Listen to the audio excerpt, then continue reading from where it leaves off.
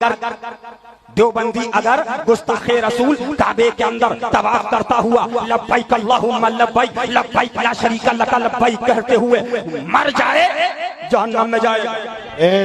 بے شک سبحان ہے. اور سنی خدا نخواستہ رنڈی خانے پر مرے جنت میں جائے گا. سبحان بے شک.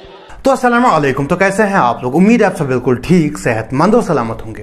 تو آج ہم پھر سے سننے والے ہیں ہماری میٹھی میٹھی پیارے پیارے ہرے بھرے لال پیلے حلوہ خوروں کی کچھ عجیب و غریب کہانیاں. تو پیش ہے پہلی کہانی گلا پھاڑ احمد نقشبندی کی زبانی. اگر کوئی شخص بغیر وضو بھی سرکار غوث پاک کا نام لے لیتا تو اپنی جگہ پہ جل جاتا تھا. اللہ اکبر. جل جاتا تھا. احمد نقشبندی صاحب کے مطابق ان کے غوث کا نام، جن کا اصلی نام شیخ عبدالقادر جیلانی ہے، ان کا نام کوئی بے وضو لیتا تھا تو وہ جل جاتا تھا. ٹھیک ہے، جل بھن جاتا تھا. اب مجھے سمجھ نہیں آ رہا کہ کیسے جلتا تھا، لیکن جل جاتا تھا. انسٹنٹ ڈیتھ ہوتی تھی. ٹھیک ہے، اب ہم یہی کہانی سنیں گے، لیکن سنیں گے لمبی لمبی پھینکنے والے آصف رضا صاحب کی زبانی. پہلے کے دور میں جو غوث اعظم کا نام بغیر وضو کے لیتے تھے اسی دن وہ مر جاتے تھے. سمجھ رہے ہیں، ان کی موت آ جاتی تھی. آج کے دور میں جو بغیر وضو غوث اعظم کا نام لیتا ہے اس کے گھر میں غریبی آ جاتی ہے. کیا آتی ہے؟ زور سے بولو. کیا آتی ہے؟ جس کو فقیر لکیر کا فقیر بننا ہو وہ غوث اعظم کا نام بے وضو لے، معاذ اللہ رب العالمین. دعا کرو ایسی نوبت ہمارے گھروں میں نہ آنے پائے. لمبی لمبی پھینکنے والے آصف رضا صاحب کے مطابق ان کے غوث اعظم کا نام، جن کا اصلی نام شیخ عبدالقادر جیلانی ہے، ان کا نام اگر کوئی بے وضو لیتا تھا تو وہ شام تک مر جاتا تھا. مطلب جلتا نہیں تھا لیکن آہستہ آہستہ شام تک مر ہی جاتا تھا. اور اگر آج بھی ان کے غوث کا نام کوئی بے وضو لے لے تو وہ پھر غریب ہو جاتا ہے، فقیر ہو جاتا ہے. مطلب اگر امبانی بھی آج غوث اعظم کا نام 4-5 بار بے وضو لے لے تو پھر وہ شام تک آپ کو کسی سڑک پہ بھیک مانگتے مل جائے گا. اب ہم پھر سے یہی کہانی سنیں گے، لیکن سنیں گے امین القادری کی زبانی. غوث پاک کا حال یہ تھا کہ غوث پاک کا نام کوئی بے وضو لیتا تھا تو وہ مر جاتا تھا، کہ بے وضو کا نام کوئی لے نہیں سکتا تھا. لیکن رسول پاک نے فرمایا عبدالقادر میری امت پہ رحم کرو، لوگ اس طرح سے نقصان اٹھائیں. کہا ٹھیک ہے کہ اب نہیں مرے گا، بے غسل اگر وضو بے غسل ناپاکی میں نام لے گا تو اب نہیں مرے گا. لیکن صوفیہ اہل اللہ اب بھی کہتے ہیں اگر ناپاکی میں اب بھی کوئی غوث پاک کا نام لے تو کم سے کم اس کا اتنا نقصان پہنچتا ہے کہ اس کا ایک بال ٹوٹ کر گر جاتا ہے. امین القادری صاحب کے مطابق ان کے غوث کا نام جو بے وضو لیتا تھا وہ مر جاتا تھا. اور اگر آج کے دور میں ان کے غوث کا نام کوئی بے وضو لے لے تو کم سے کم اس کا ایک بال ٹوٹ کے گر جاتا ہے. یہ جو انسان آپ دیکھ رہے ہیں اس کو دراوق کے نام سے جانا جاتا ہے.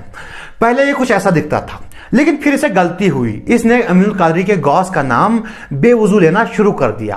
دھیرے دھیرے اس کے بال ٹوٹنے شروع ہو گئے اور آج یہ کچھ ایسا دکھتا ہے. تو دیکھا آپ نے لاپرواہی کا نتیجہ. میں نے مسائل میں اختلاف دیکھا ہے، میں نے عقیدے میں اختلاف دیکھا ہے، لیکن پہلی بار دیکھ رہا ہوں کہ کہانیوں میں بھی اختلاف ہوتا ہے.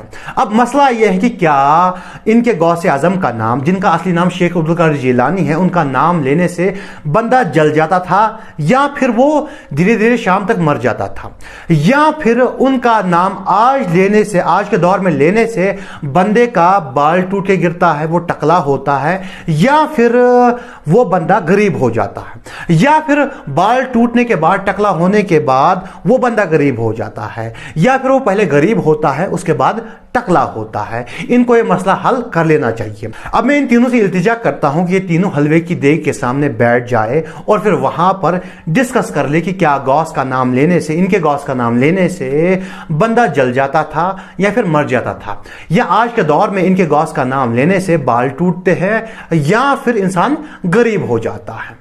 میں یقین سے کہتا ہوں کہ اگر آپ ان کے غوث کا نام 1,00,000 بار بھی بے وضو لے لے تو میرے بھائی آپ کا ایک بال بھی ٹوٹ کے نہیں گرے گا اور نہ ہی آپ غریب ہوں گے.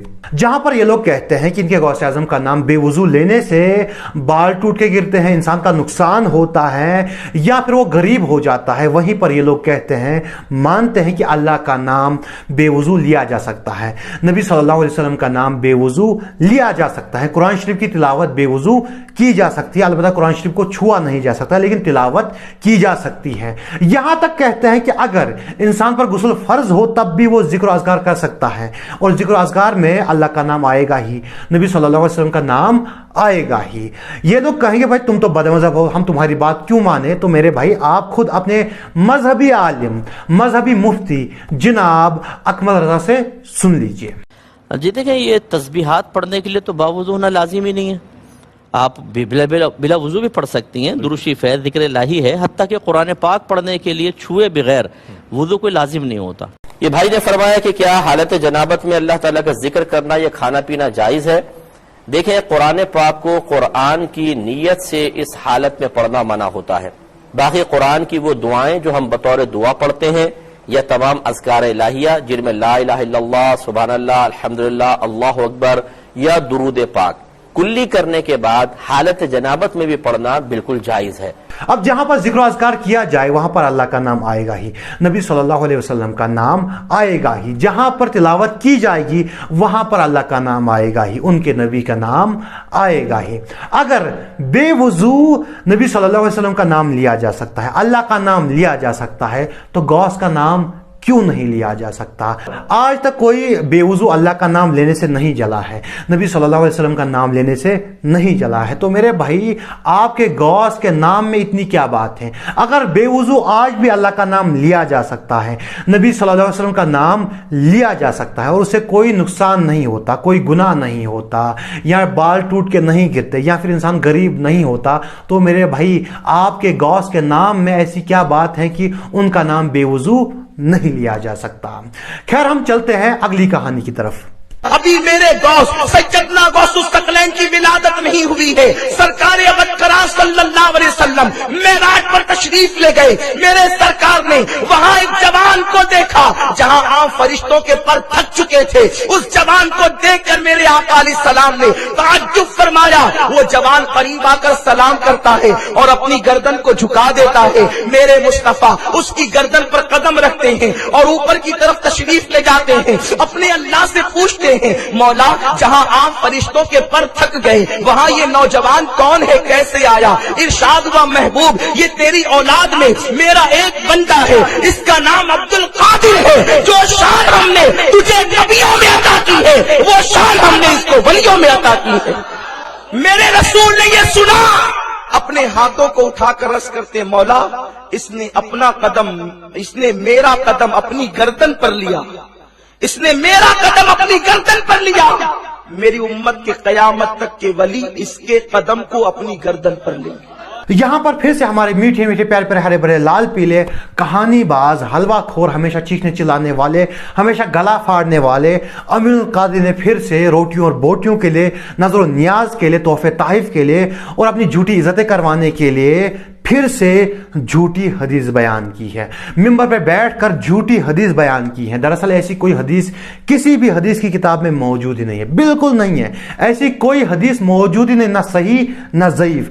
حدیث کی کسی کتاب میں یہ حدیث موجود نہیں ہے.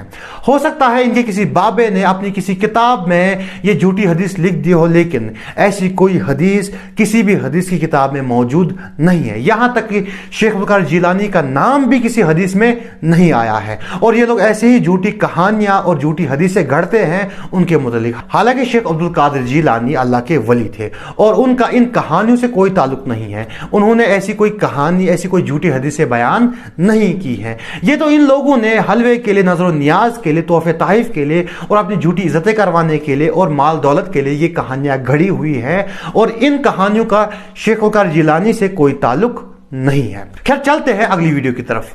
ان لوگوں کے لیے ہے جو درگاہ شریف پر آ نہیں سکتے, اپنے نام سے گھر بیٹھے دعا کروانا چاہتے ہیں, علاج کروانا چاہتے ہیں یا ایسا دھاگا بنوانا چاہتے ہیں, تو یہ بارگاہ حضور سید علی میراد عطا رحمت اللہ علیہ. یہاں پہ ہر تکلیف, ہر پریشانی, ہر بلا بیماری کا یہاں پر علاج کیا جاتا ہے. اگر آپ کوئی بھی تکلیف میں ہے, پریشانی میں ہے, کالے جادو میں مبتلا ہے, لو پرابلم ہے, ڈپریشن ہے, تو آپ گھر بیٹھے علاج کروانے کے لیے آپ مجھ سے کانٹیکٹ کریں. میں بارگاہ کا گدی نشین, سجادہ نشین, میرا نام سید محمد ہاشمی میاں حاجی جہانگیر علی. इन लोगों ने सोचा कि सारे धंधे ऑनलाइन हो रहे, सारे कारोबार ऑनलाइन हो रहे, क्यों ना हम भी अपना धंधा ऑनलाइन कर ले। तो अब इन लोगों ने शुरू कर दी है ऑनलाइन कब्र परस्ती। जी हाँ, ऑनलाइन कब्र परस्ती। ऑनलाइन कब्र परस्ती में क्या होता है कि आपको मजार पे जाने की जरूरत नहीं है, बल्कि आपको पैसे ट्रांसफर करने हैं जो मजार के गद्दी नशीन होते हैं।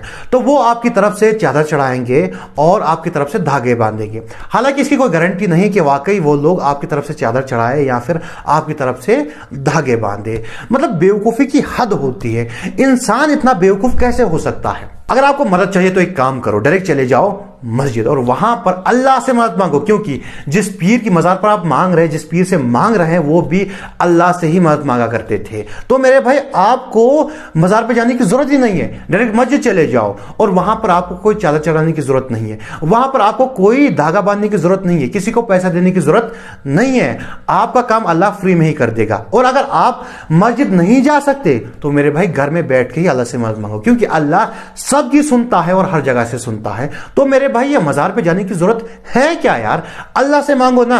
और अगर आपको अल्लाह की राह में खर्च करना है तो एक काम करो, किसी फकीर को खाना खिला दो या फिर किसी गरीब की बेटी को कपड़े पहना दो। अगर आपको चादर ही चढ़ानी है तो मेरे भाई, इन सर्दियों की रातों में कोई देखो जिसके पास कपड़े ना हो, जिसके पास चादर ना हो, तो मेरे भाई उसको चादर दे दो। यकीन करो, फकीर की दुआएं अर्श तक जाती हैं, मजलूम की दुआएं अर्श तक जाती हैं।